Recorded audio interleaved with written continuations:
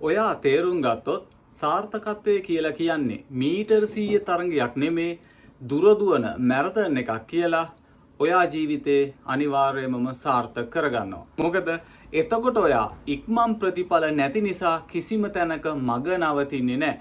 ඔයා දන්නවා සාර්ථකත්වය කියලා කියන්නේ ජීවිත කාලය පුරාවටම ඔයාට ලබා ගන්න පුළුවන් දෙයක්.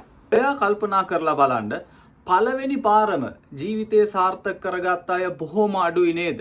එහෙනම් ඇයි ඔයා හැම දෙයක්ම එක පාරින්ම කරන්න පුළුවන් කියලා විශ්වාස කරන්නේ? මෙතනදී අපි තේරුම් ගන්න ඕන පියවර දෙකක් තියෙනවා. කවදාවත්ම ඔයාගේ මතකයට එන දේවල් නිසා ඔයා කරගෙන යන ක්‍රියාවේ පියවරවන් නවත්තන්න එපා. හැබැයි ඔයාට පුළුවන් ඔයා කරගෙන යන ක්‍රියාවේ පියවරවන් දැනෙද්දි හිතන විදිහ වෙනස් කරගන්න. ඒ වගේම ඔයා කරන ඕනම දෙයකට ඔයාගේ උපරිමය දෙන්න.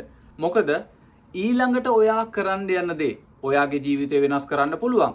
ඊළඟට ඔයා ලියන්න යන විභාගය, ඊළඟට ඔයා කරන්න යන සම්මුඛ පරීක්ෂණය, මේ හැම දෙයක්ම ඔයාගේ ජීවිතය වෙනස් කරන්න පුළුවන්. අපි පොඩි කාලේ නම් අහලා තියෙනවා දැක්කොත් විශ්වාස කරන්න කියලා. හැබැයි ඒකේ හරිම කාරණාව තමයි විශ්වාස කරොත් දකින්නවා කියන ක්‍රමය. උදාහරණයකට ඔයා අද පාවිච්චි කරන මොබයිල් එක, ලැප්ටොප් එක, වාහන මේ හැම දෙයක්ම දවසක කෙනෙක්ගේ සිතුවිල්ලක්. මොකද ඒක නිපදවන්න කලින් එයාට ඒක පේන්න තිබුණේ නැහැ. ඕනම අදහසක් මුලින්ම එන්නේ මනසට. ඒ නිසා ඔයාට අවස්ථාව තියෙනවා ඔයාගේ මනසෙන් ප්‍රශ්න වලට අවස්ථාව දෙනවද? එහෙම නැත්නම් උත්තර වලට අවස්ථාව දෙනවද කියන කාරණාව තීරණය කරන්න. මේ යථාර්ථය තේරුම් ගත්තට පස්සේ ඔයාට පුළුවන් දවසේ හැම මොහොතක්ම ඊටාම ඵලදායීව පාවිච්චි කරන්න. ආර්ථක ජීවිත කියලා කියන්නේ අහමු සිදුවීම් නෙමෙයි. ඒවා හරි පියවරෙන් පියවරට සැලසුම් කරලා නිර්මාණය කරපු ජීවිත.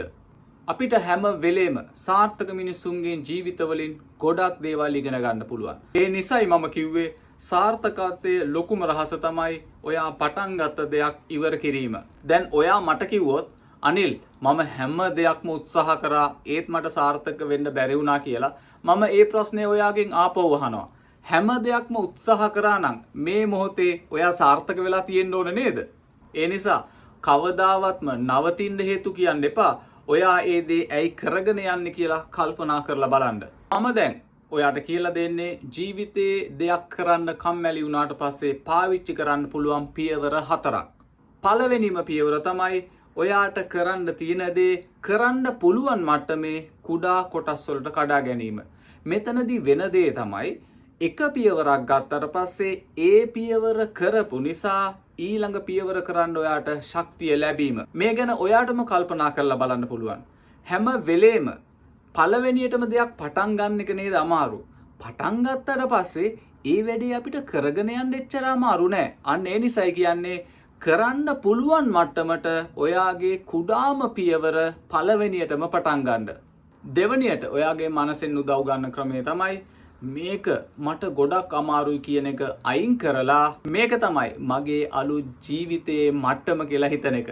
මොකද හැම දෙයක්ම අමාරුයි කියලා කියද්දී ඔයාගේ මනස නවත්තන්න හේතු පෙන්නුවත් ඔයා කිව්වොත් මේක තමයි මගේ අලුත් ජීවන රටාව කියලා දැන් මනසෙන් ඒකට උදව් කරනවා. මොකද මනසේ රාජකාරිය තමයි ඔයාට අවශ්‍ය දේ පෙන්වීම.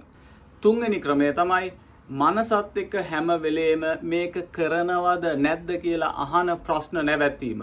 ඔයා පුරුදු වෙන්න ඕනේ මම දෙයක් කිව්වොත් මනස ඒක කරනවා කියලා මනසෙන් ප්‍රයෝජනය ගන්න. මනසේ රාජකාරිය තමයි ඔයාව පහසු කලාපේ තිබීම. ඒ නිසා මනස කොයිම වෙලාවකවත් ඔයා අමාරුයි කියලා කිව්ව ගමන් ඒක කරන්න උදව් කරන්නේ නැහැ. හැබැයි ඔයාට පුළුවන් මනසට පුරුදු කරලා තියන්න මම දෙයක් කිව්වොත් අනිවාර්යෙන් ඒක කරනවා. උදාහරණයකට ඔයා හැමදාම හිතනවා නම් මම ව්‍යායාම කරනවද නැද්ද කියලා ඔයා පුරුදු කරන්න ඕනේ දවසක මනසට අද ව්‍යායාම කරමු කියලා කිව්ව ගමන් ඒ ව්‍යායාමය පටන් ගන්න ක්‍රමයට. හතරවෙනි කාරණාව තමයි ඔයා හිතන ක්‍රමය වෙනස් කිරීම. ගොඩක් වෙලාවට අමාරු දෙයක් ලබා ගද්දී ඔයා හිතන දේ තමයි මේක තිබ්බනම් හොඳයි. හැබැයි මනසෙන් ඔයාට ඕනෙමයි කියලා විශ්වාස නොකරන දේවල් ලබා ගන්න උදව් කරන්නේ නැහැ. ඔයාට පුළුවන් නම් මනසට කියන්න මම මේක ලබා ගන්නම අවශ්‍යයි කියලා. අන්න දැන් මනස ඒ වෙනුවෙන් වැඩ කරනවා.